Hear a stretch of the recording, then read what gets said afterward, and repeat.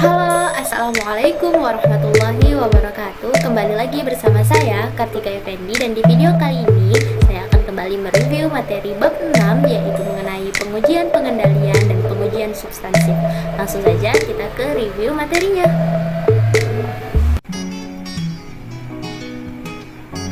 Baik, sebelum kita masuk ke pengujian pengendalian dan pengujian substansif, kita harus memahami dulu mengenai pengendalian intern. Menurut SAS 1 Section 320, pengendalian internal terdiri atas struktur organisasi dan seluruh metode yang dikoordinasi dan pengukuran yang diterapkan dalam suatu bisnis untuk melindungi aktiva, mengecek keakuratan dan keandalan data akuntansi, meningkatkan efisiensi operasional, dan mendorong diataatinya kebijakan manajemen yang ditetapkan sebelumnya.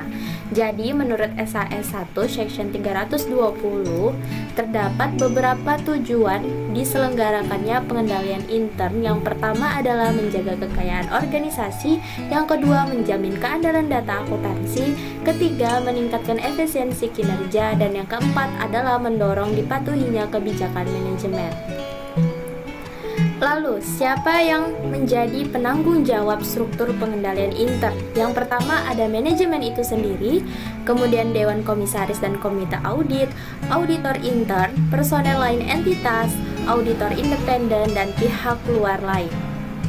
Jadi, auditor kan menjadi salah satu penanggung jawab struktur pengendalian intern. Oleh karena itu, auditor wajib untuk memperoleh pemahaman terhadap struktur pengendalian intern karena hal ini sesuai dengan standar pekerjaan lapangan audit yang kedua. Lalu, apa yang dapat dilakukan auditor jika telah memperoleh pemahaman atas struktur pengendalian intern? Yang pertama, menilai auditabilitas atau dapat tidaknya laporan keuangan di audit. Yang kedua, mengidentifikasi jenis kekeliruan dan ketidakberesan potensial yang mungkin berpengaruh pada laporan keuangan.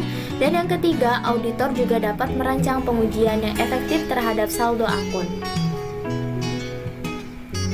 Adapun prosedur untuk menghimpun pemahaman pengendalian intern, yang pertama adalah menelaah pengalaman sebelumnya dengan klien. Ini jika auditor telah mengaudit perusahaan klien pada periode sebelumnya. Yang kedua, mengajukan pertanyaan kepada manajemen, pengawas, dan staf personel. Yang ketiga, menginspeksi dokumen dan catatan. Yang keempat, mengamati kegiatan dan operasi entitas. Dan yang kelima adalah mempelajari buku manual prosedur dan kebijakan pengendalian klien. Dari pengendalian intern, sekarang kita masuk ke pengujian pengendalian. Adapun arti dari pengujian pengendalian adalah pengujian yang dilaksanakan oleh auditor terhadap rancangan dan pelaksanaan suatu kebijakan struktur pengendalian intern guna menilai keefektivitasannya dan untuk mendeteksi serta mencegah salah saji material dalam asersi laporan keuangan. Adapun tipe-tipe dari pengujian pengendalian, yang pertama adalah pengujian pengendalian bersamaan.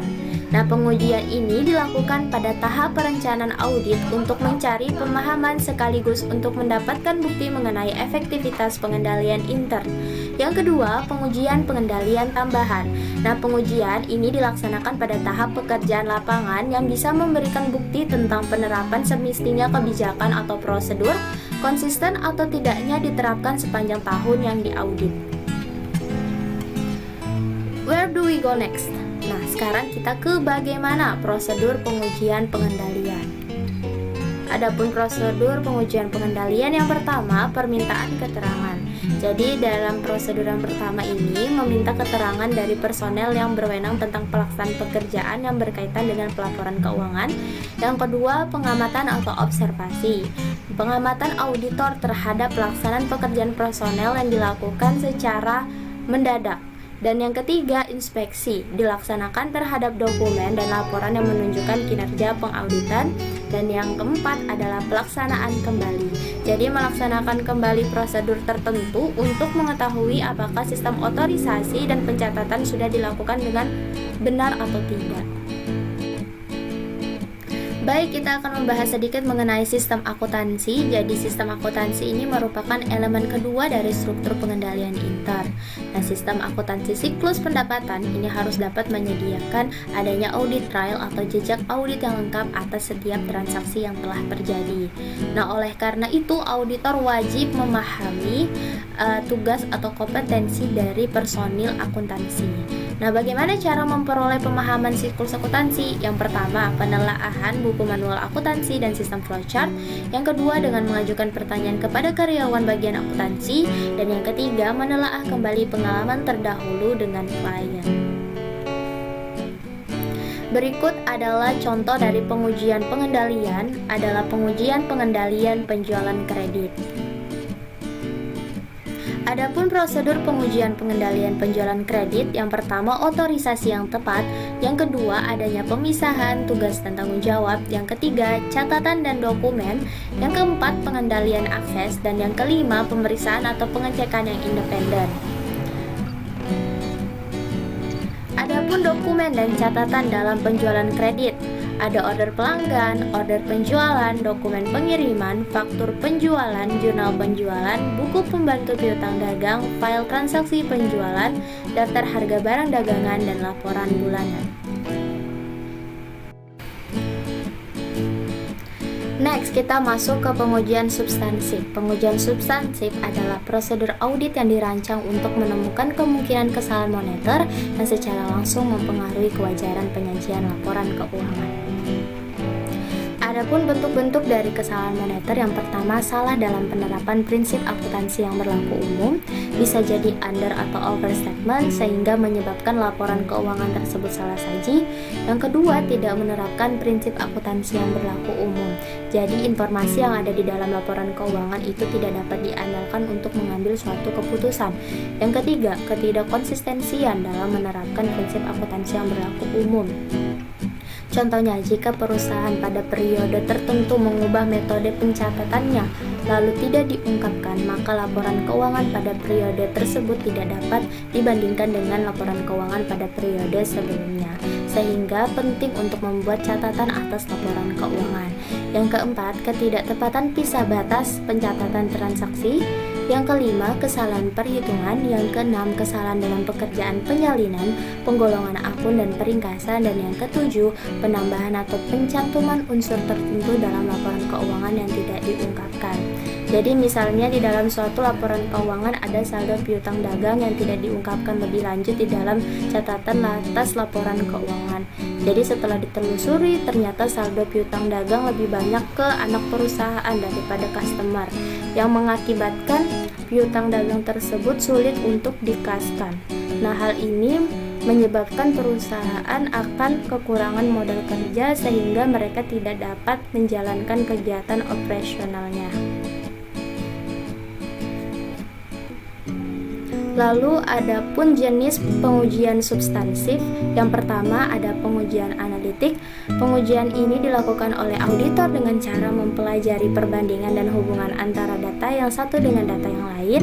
Yang kedua, pengujian transaksi rinci yang dapat dilakukan dengan dua prosedur. Yang pertama, prosedur pengusutan transaksi rinci yang dapat diusut dari dokumen sumber, dan yang kedua, prosedur pemeriksaan dari dokumen pendukung. Yang ketiga, ada pengujian saldo rinci. Jadi pengujian ini difokuskan untuk memperoleh bukti secara langsung tentang suatu saldo akun dengan konfirmasi atau dengan inspeksi.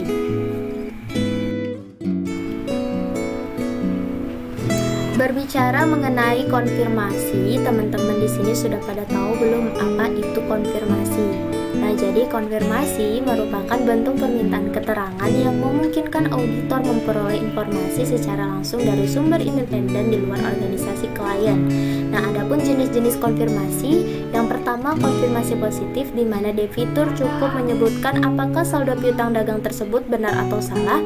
Yang kedua, konfirmasi negatif, di mana debitur cukup menjawab atau mengembalikan surat konfirmasi apabila saldonya salah. Jadi di sini contohnya adalah surat konfirmasi piutang dagang. Berikut ada contoh pengujian substansif aktiva tetap. Jadi adapun prosedur-prosedurnya, yang pertama prosedur inisial, yang kedua adalah prosedur analitis, Yang ketiga, mengusut penambahan aktifah. Yang keempat, mengusut pelepasan aktifah. Yang kelima, menginspeksi atas penambahan aktifah tetap. Dan yang keenam adalah memeriksa dokumen dan kontrak leasing. Sekian review materi bab 6 dari saya. Kurang lebihnya saya mohon maaf. Terima kasih kepada yang telah menonton. Wassalamualaikum warahmatullahi wabarakatuh. Sampai jumpa di video selanjutnya.